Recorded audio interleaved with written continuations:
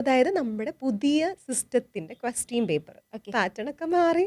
ഇന്നത്തെ കാലത്തെ question paper എന്ന് പറഞ്ഞാൽ ഡിഫിക്കൽട്ട് ആണോ അല്ലയോ എന്ന് മെഹറു പറ. ഓക്കെ. ഞാൻ ആ ക്വസ്റ്റ്യൻ പേപ്പർ വായിക്കാം. ആഹാ.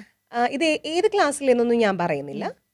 ഒന്ന് എന്താ പറയാ, Guess ഒന്ന് ചെയ്യാം. ഊഹിക്കൂ ഉം. ഇത് ഏത് ക്ലാസ്സിലെ ക്വസ്റ്റ്യൻ പേപ്പർ ആണ് എന്നുള്ളത് നോക്കരുത് കേട്ടോ. പഠിച്ചോനെ. Okay. Examine the given statement and reason and find out the correct option.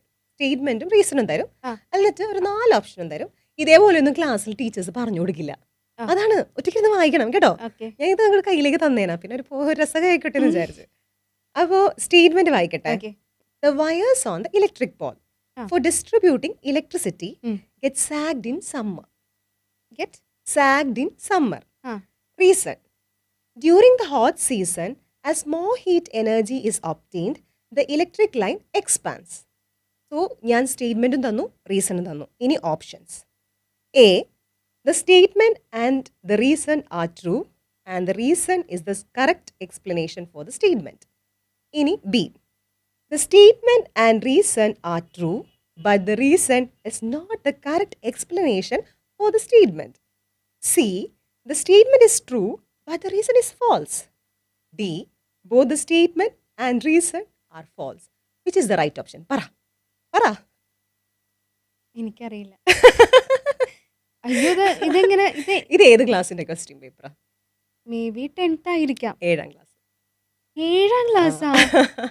പിള്ളേരെങ്ങനെ ഇതിന് ആൻസർ ചെയ്യും? അതിൽ ഞാനും ചോദിക്കുന്നത്, പിള്ളേർ ഇതിനെങ്ങനെ ആൻസർ ചെയ്യും? കേട്ടിട്ടുണ്ട് തലവേദന സത്യം. അതായത് കുട്ടികൾക്ക് സ്റ്റേറ്റ്മെന്റും റീസണും കൊടുക്കും, കാര്യവും കാരണവും. കാര്യവും കാരണവും. ഓക്കെ. അതായത് സമ്മറിൽ വയസ് എക്സ്പാൻഡ് ആവുന്നുണ്ടോ ഇല്ലയോ എന്നുള്ളതാണ് സംഭവം.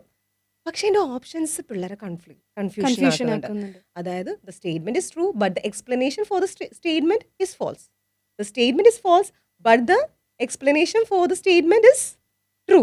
ഇതിന് പറ്റൊരു ഡയലോഗ് ഞാൻ പറഞ്ഞുതരാം. പറ.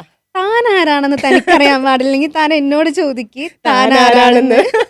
അതേപോലെ ശരിക്കും ആ കൺഫ്യൂഷൻ സ്റ്റേറ്റ്മെന്റ് അല്ലേ കൊടുത്തിരിക്കുന്നത്? കുട്ടികളെങ്ങനെ ആൻസർ ചെയ്തതിന്? അതായത് ആൻസർ ചെയ്യാൻ പറ്റും, പക്ഷേ ഇന്നേ വരെ ഈ സ്റ്റേറ്റ്മെന്റും റീസണും എന്താണെന്നുള്ളത് നമ്മുടെ സ്റ്റേറ്റ് കരിക്കുലത്തിൽ പഠിപ്പിച്ചിട്ടില്ല. ഓക്കെ. അതായത് പഠിപ്പിക്കുന്നത് 2025 പക്ഷേ ക്വസ്റ്റ്യൻ പേപ്പർ കിട്ടിക്കഴിഞ്ഞാണ് ഇവർ സ്റ്റേറ്റ്മെന്റ് റീസൺ എന്താണെന്ന് അറിയുന്നത്. ചില സ്കൂളുകളിലൊക്കെ ഇവർക്ക് already model question paper practice ചെയ്യിപ്പിച്ചിട്ടുണ്ട്. ഓക്കെ.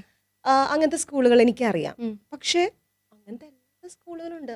ആദ്യമായിട്ട് കുട്ടികൾ ക്വസ്റ്റ്യൻ പേപ്പർ കണ്ടിട്ട് നമ്മളൊരു വാക്ക് പറയില്ലേ, ഈ ബ്ലിങ്കസ്യ അടിച്ചിരുന്ന കുട്ടികളാണ്. മിസ്സേ എനിക്കൊന്നും അറിഞ്ഞൂടെ മിസ്സേ, ഈ സ്റ്റേറ്റ്മെന്റ് എന്താണ്, റീസൺ എന്താണെന്ന് ഭയങ്കര അറിയില്ല. കഷ്ടമാണ്. അതെ. ഭയങ്കര കഷ്ടം തന്നെയാണ്. കാരണം മുമ്പൊക്കെ നമ്മൾ പറയും നമ്മൾ ക്വസ്റ്റ്യൻസ് തന്നെ ആൻസർ ചെയ്ത് പരീക്ഷ ജയിച്ച പിള്ളേരാണ് 90s ഇനി kids. പറ്റില്ല. ഇനി പറ്റില്ല. ഇനി പറ്റില്ല. കാരണം നമ്മൾ അതിൽ നിന്ന് തന്നെ ആൻസർ ഉണ്ടാക്കിയിട്ട് നമ്മൾ ക്വസ്റ്റ്യനിൽ നിന്ന് തന്നെ ആൻസർ ഉണ്ടാക്കിയിട്ട് നമുക്കൊരു അരമാർക്ക് 1 മാർക്കൊക്കെ വാങ്ങിയിട്ടുണ്ട്. അതെ. ഇല്ലെന്ന് നമുക്ക് ഒരിക്കലും പറയാൻ പറ്റില്ല. പക്ഷെ ഇതിൽ നിന്ന് എങ്ങനെ നമ്മൾ പ്രാക്ടീസ് ചെയ്യിപ്പിക്കണം.